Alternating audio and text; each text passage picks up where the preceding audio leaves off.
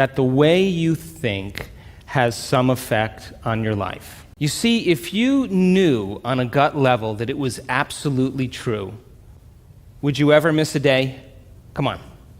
And would you ever let any thought slip by your awareness that you didn't want to experience? So your brain, according to neuroscience, is organized to reflect everything you know in your life. Your brain is a record of your environment. It's a record, an artifact of your past. So if you believe this, then does your environment control your thinking, or does your thinking control your environment?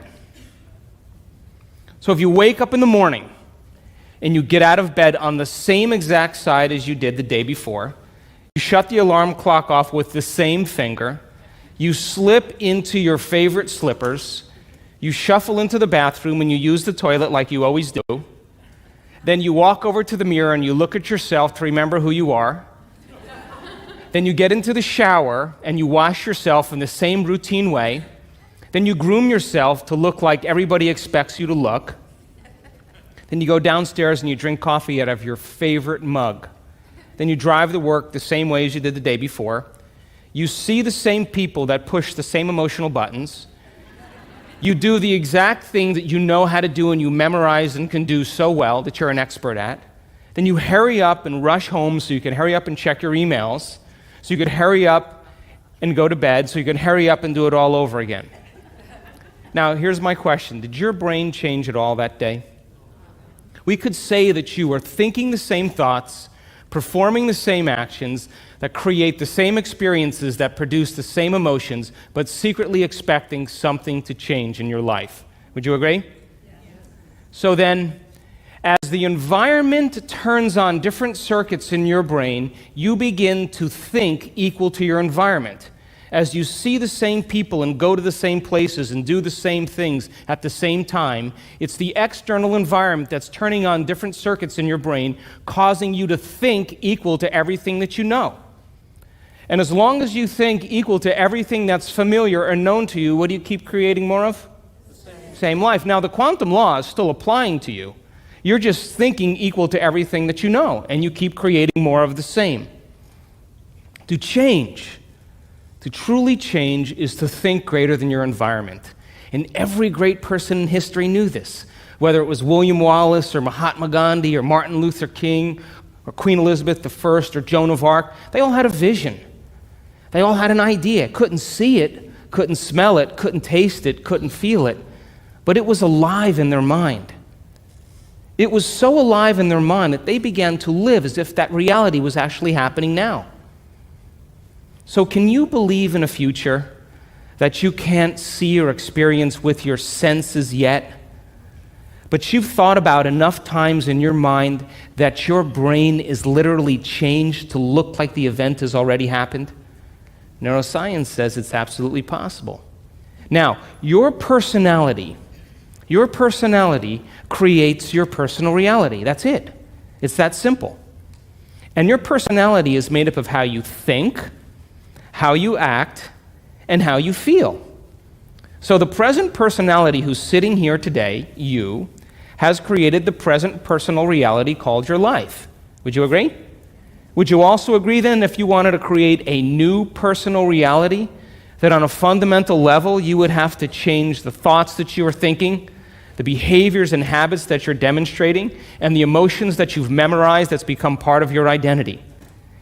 And most people try to create a new personal reality as the same personality, and it never works. We have to become somebody else. So then, as you keep thinking the same thoughts, performing the same actions, and living by the same experiences that produce the same emotions, there's a principle in neuroscience that says nerve cells that fire together wire together.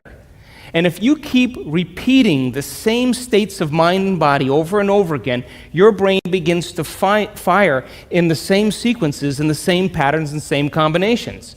And whenever you make your brain work in a certain way, that's called mind. Mind is the brain in action. So as you remind yourself every day who you think you are, you're causing your brain to fire in the exact same ways. And as they fire and wire in the same patterns over time, the brain moves into a very finite signature, and that's called your personality. Now, that box in your brain isn't literally a box, but it's the most commonly wired, neurologically fired programs that run redundantly because we keep doing the same things over and over again. To change your mind, then, is to make the brain work in new sequences and new patterns and new combinations, to begin to make the brain work differently. And the one ingredient that allows us to do that is knowledge or information. Because every time you learn something new, you make a new connection in your brain. That's what learning is. Learning is forging new connections. Remembering is maintaining or sustaining those connections. So now, every time you have a thought, you make a chemical. And if you have a great thought, or an unlimited thought, or a joyful thought, you turn on a set of circuits in your brain that fires in a very specific sequence, pattern, and combination, that produces a level of mind, that turns on another part of the brain that makes a chemical for you to begin to feel exactly the way you were just thinking, great or unlimited or joyful.